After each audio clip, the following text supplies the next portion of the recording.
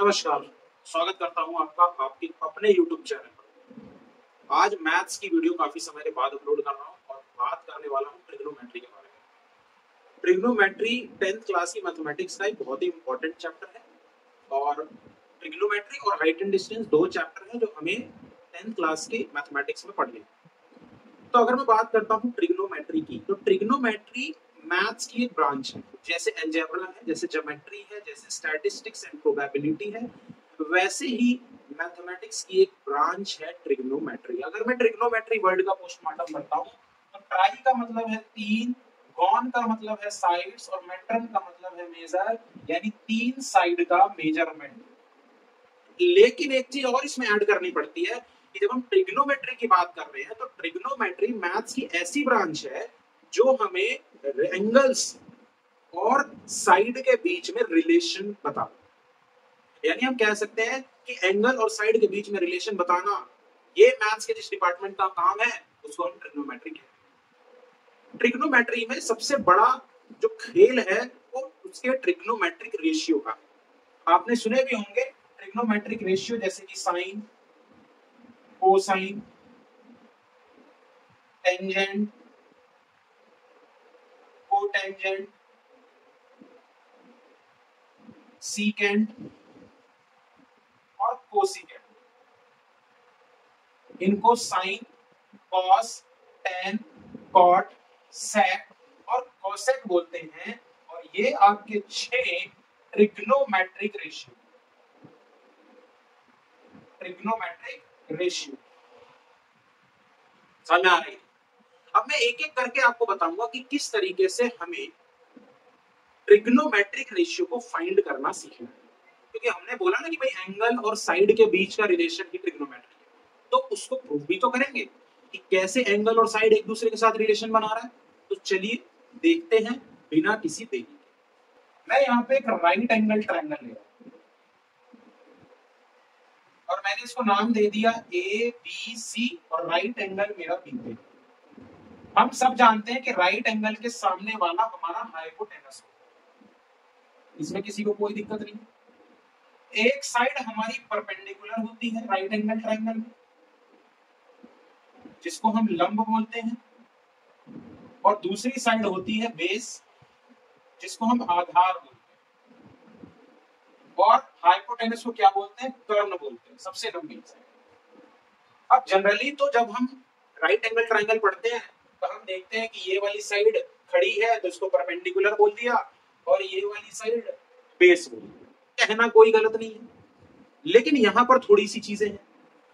यहां आप एंगल कौन सा ले रहे हो ये इंपॉर्टेंट है।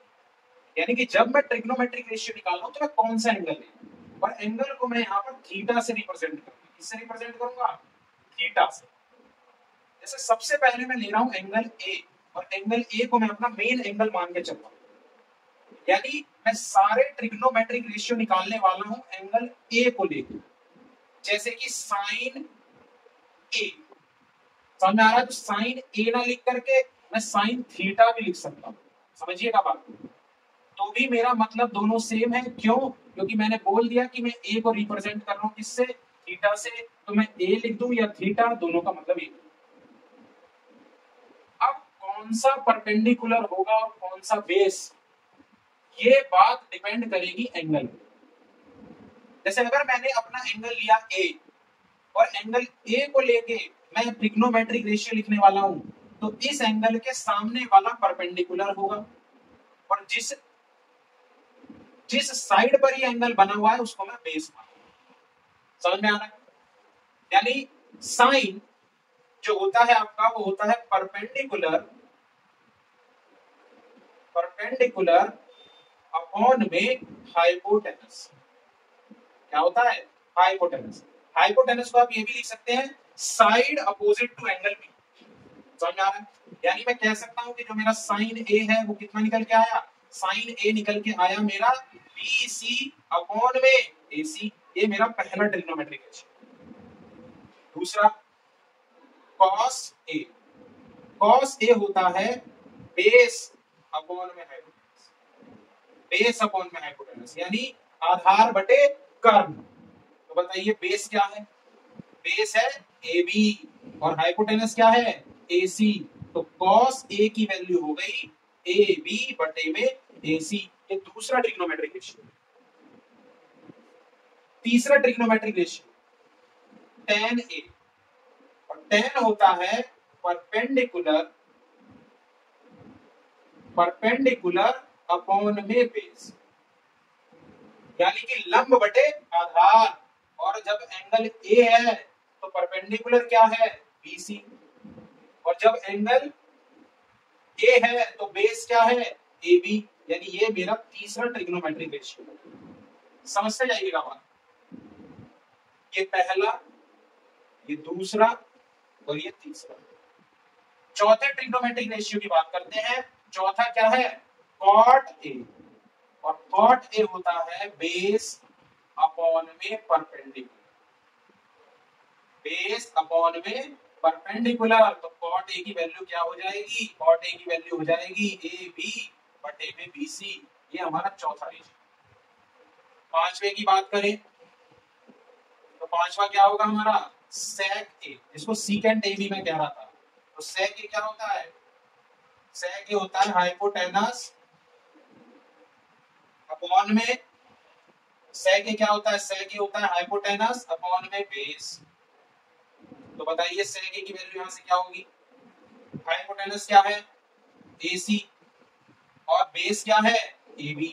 तो ये हमारा पांचवा ट्रिग्नोमेट्रिक रेशियो हो गया। और लास्ट कोसेक। कोसेक क्या होता है? तो कोसेक होता है हाइपोटेनस अपॉन में क्या? परपेंडिकुलर।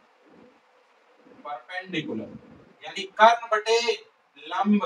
कर्ण क्या है? AC, लंब क्या है? BC। ये हमारा छठा trigonometric ratio, that is cosec ए। मैंने एंगल ए को केंद्र मान के, अपना मेन एंगल मान के 6 के 6 ट्रिग्नोमेट्रिक रेशियो निकाल दिए। अब इनमें अगर मैं कुछ रिलेशन आपको दिखाने की कोशिश करूं तो आप देखिए,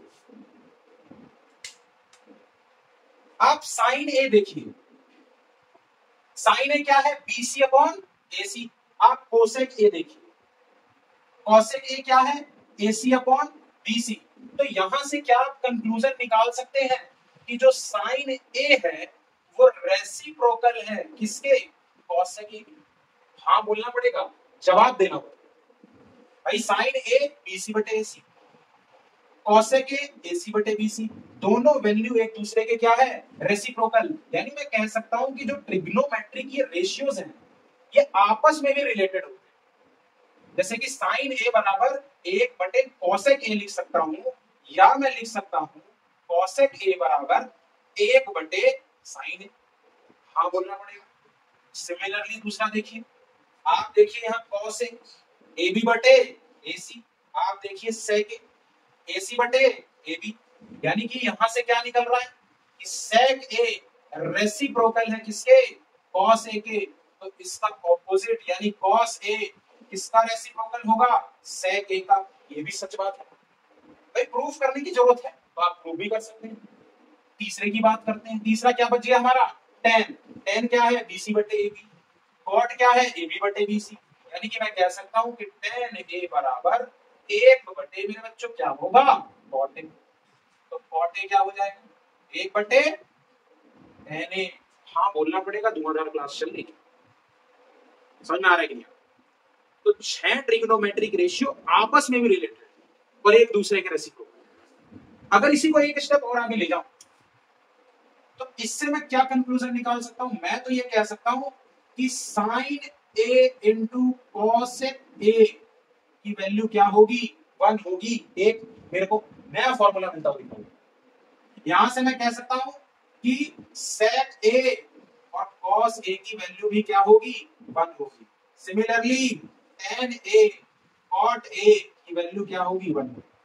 लेकिन एक चीज ध्यान रखिए, और एक चीज वो ध्यान ये रखनी है कि जो थीटा की वैल्यू होनी चाहिए, जो एंगल होना चाहिए, वो सेम होना चाहिए। आप इस पूरे के पूरे सिनेरियो को अगर देखेंगे तो आपको हर जगह एक ही एंगल देखने को मिल रहा है, and that is angle A. यानी अगर मैं एंगल बदल दूं तो कॉन्सेप्ट पूरी तरीके से चेंज हो जाएगा। मतलब कि जैसे ही मैं एंगल बदलूंगा तो साइन, कॉस, टेन, सेक, कॉट, कोसेक सबकी वैल्यू बदल जाएगी, रहेगा वही। जैसे साइन परपेंडिकुलर अपॉन हाइपोटेनस है तो वही रहेगा, लेकिन जैसे ही मेरा एंगल बदलेगा वैसे उसकी वैल्यू बदल जाएगी। कैसे बदलेगी देखते हैं आगे। अब मान लीजिए मैंने अपना मेन एंगल माना सी, और जैसे ही मैं एंगल सी ले रहा हूं तो मेरा बेस और परपेंडिकुलर दोनों बदल जाएगा। यही इसमें सबसे बड़ा खेल है। जब एंगल सी है तो परपेंडिकुलर उसके सामने वाला, और जिसपे एंगल बना वो बेस, यानी जो पहले परपेंडिकुलर था वो अब बेस, और जो पहले बेस था वो अब परपेंडिकुलर। तो मुझे बताइए साइन सी की वैल्यू क्या हो जाएगी। हमने क्या देखा था, परपेंडिकुलर अपॉन हाइपोटेनस। परपेंडिकुलर क्या है, ए बी, और हाइपोटेनस क्या है, ए सी। समझ में आ रहा है कि नहीं आ रहा है? मैं आपकी जानकारी के लिए लिख देता हूं कि जब मैंने साइन ए निकाला था तो मेरी वैल्यू क्या थी, मेरी वैल्यू थी BC अपॉन में AC। समझ में आ रहा है मैं क्या कहना चाह रहा हूं। दूसरा ले लिया हमने cos C, वो क्या होता है, बेस अपॉन हाइपोटेनस। तो बेस क्या हो जाएगा, BC, हाइपोटेनस AC। लेकिन अगर वही मैं बात कर रहा हूं cos A की, यानी पीछे वाले रेशियो की, तो वो मेरा क्या था, AB बटे में AC। आप डिफरेंस देख सकते हैं।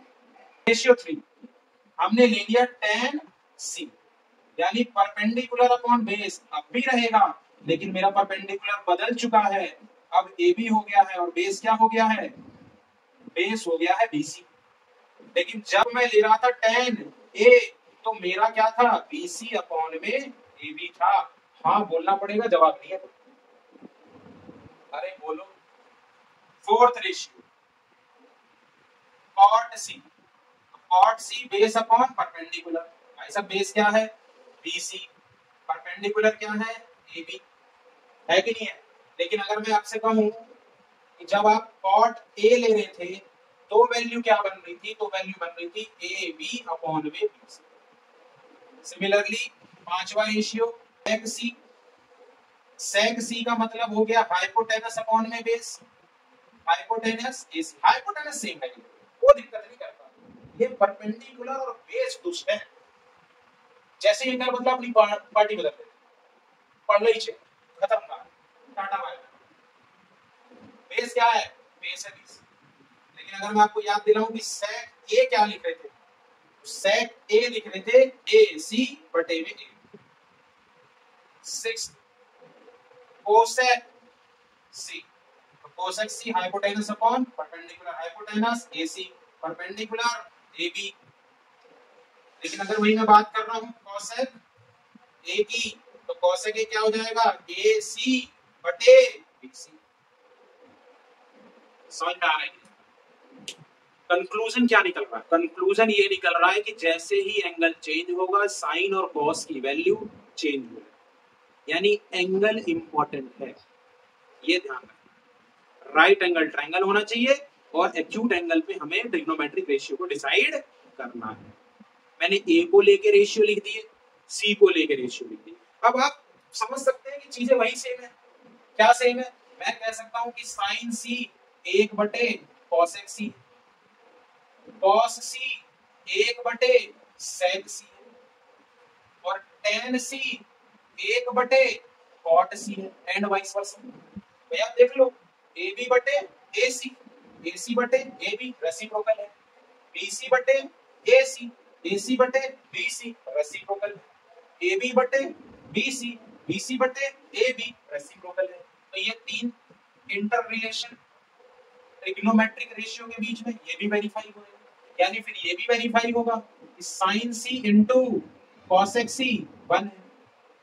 फिर मैं कह सकता हूं कॉस सी इंटू सेक सी, ये भी 1 है।